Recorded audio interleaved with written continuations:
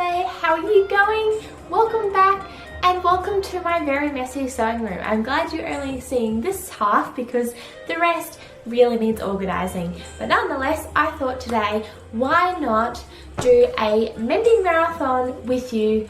So basically, I have a whole bunch of mending that I have, I think it's been collecting for over a year now that I have not tackled. So I thought, why not mend together? So I'll be doing some mending and sharing some tips and tricks along the way of how to basically mend your clothes, repair them, and make sure the longevity of your clothing. Because often sometimes people throw clothing out when it's just missing a button. So I'm going to be teaching you some tips and tricks on how to fix your clothing yourself. And yeah, because textile waste is a big thing in Australia, especially in Australia. And we need to change that, and we need to change our mindset when it comes to clothing. So I'm going to be going through a bunch of those. Some of the clothing is mine and some of it is for my shop.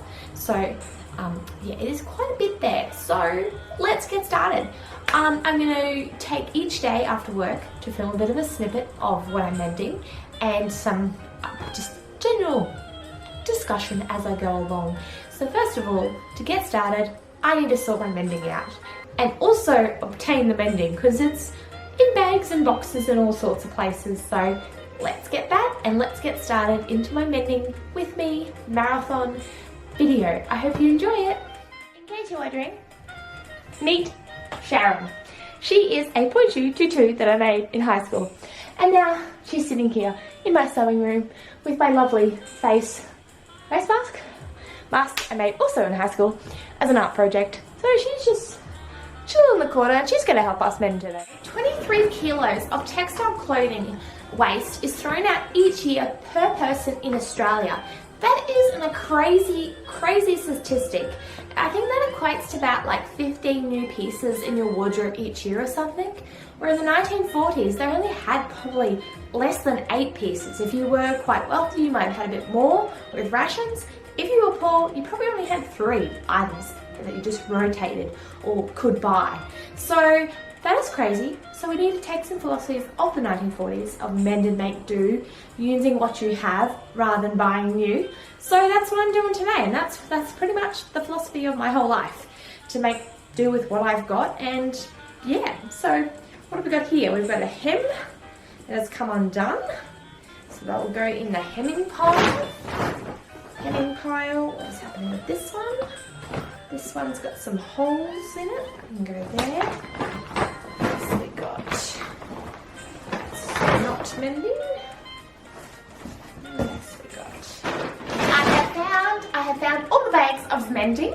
So let's get started and sorting it out into different categories of, for example, such as zippers or hems that need doing or items that need to be tailored. So let's do that. Broken. That needs tailoring. These lovely pants need tailoring. My pair of pants that have been here way too long. That needs a zipper. And left-hand material. That's a spare thing. What do we got here? That needs a button.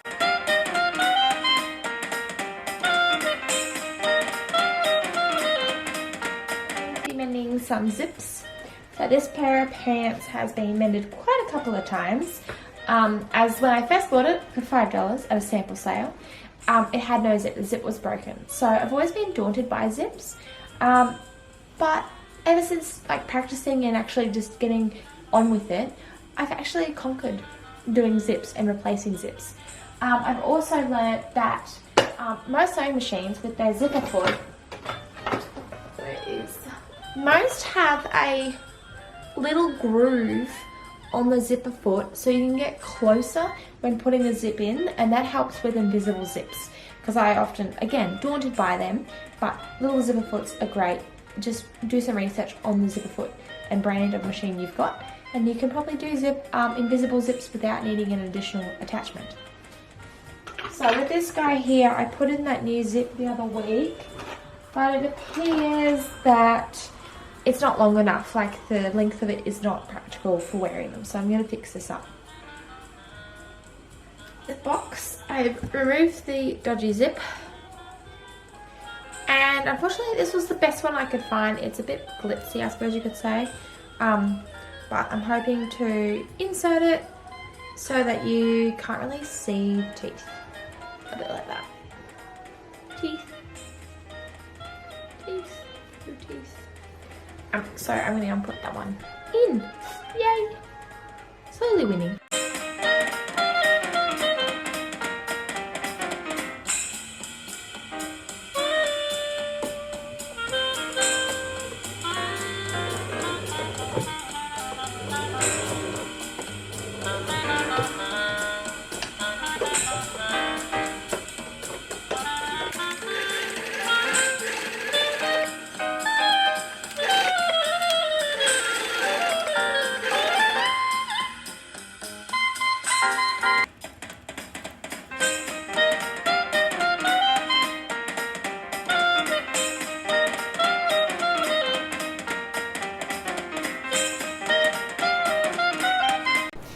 Next up, I have this old sewing project that I need to fix the zip for. As you can see, it's the wrong colour, so I'm hoping to sew it so that you cannot see the zip at all.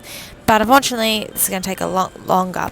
The last one here is a dress that a friend has, and the zip is really weirdly placed, so that makes it really awkward to put on. So I'm going to fix this by adjusting the zip to make it higher, but unfortunately again, it's not long enough, so I'll have to go out to the shops and buy one because I don't have a suitable zip in my zip pile. Let's move on from zips to hems. So my biggest tip for hemming is using hemming tape. You can hand stitch the hems if you want to, like a slip stitch, but I find that hemming tape works a treat, and it's just so much easier, and you don't need any sewing skills for it. So simply just get some hemming tape and an iron. I'll show you how you do it, and we're going to fix this one up because the tape has worn away, unfortunately. So I'm going to repair this one. For hems, I use this product called Save a Stitch. It's really easy to use. You simply just iron on. So you basically fuse the two fabrics together, and you've got your hem sorted.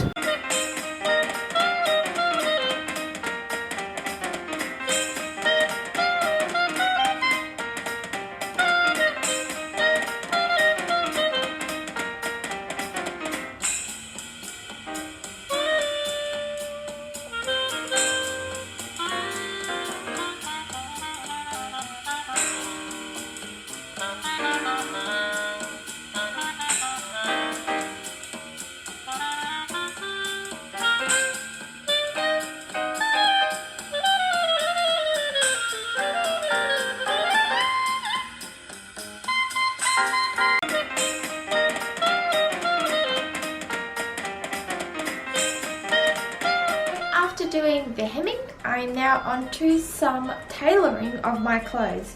So I've got a couple of pieces that are a bit too big, so I'm going to try them on and work out how best to shape them. This is really handy, especially learning how to tailor your clothing when you buy clothing secondhand. Not everything's going to fit you properly, so I'm going to go through a couple of pieces that will require changing, and I'll show you the process I go through. Starting with this lovely vest. So I bought this one secondhand because I was like, I want one like this, but haven't been able to find one. So I know instantly this is going to be way too big for me, but I'm going to take the sides in and see how it goes.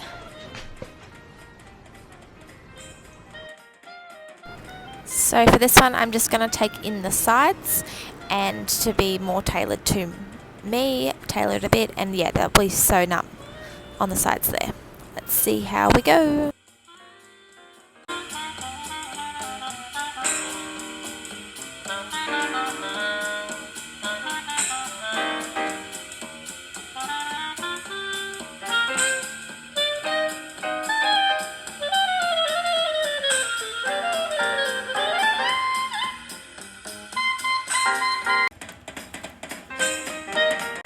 This is the results. I'm happy with the sides, but not so happy with the shoulders. I'll have to sew up the shoulders, I believe, and shape it a bit more so it suits my shape.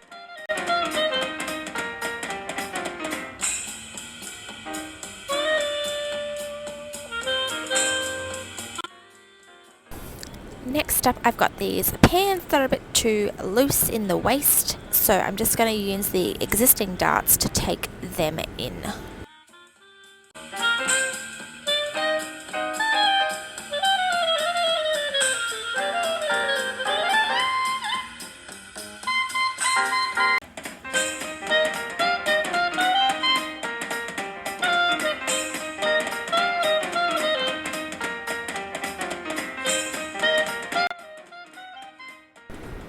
Other items I mended included this little cute little bra top bralette that I just had to replace the elastic in the middle.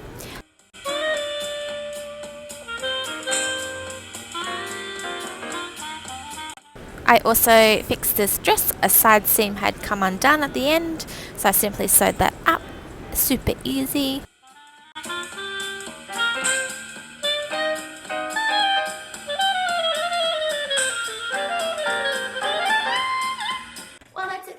I hope you enjoyed this little video on some couple of mending tips and tricks as I try to tackle my mending box. It's reduced in size a little bit, but there's a couple more items to go. Nonetheless, I hope you enjoyed it and coming along in this little adventure. At the start, I did talk about repurposing or restyling clothing. What I mean by that is garments, especially vintage clothing, that are sun damaged or just not very wearable because they have giant holes in them. So I will be sharing in a couple of videos in the future how I basically restyle and upcycle, I suppose you could say, these garments into a new life to give them a second chance in life. Because it's sad because they've obviously been well worn and well loved, but unfortunately they're just falling apart because of their age. So anyway, I'll do a couple of videos in future about that. But that's it for me. I'll stop rambling and I'll leave you to it. See you later.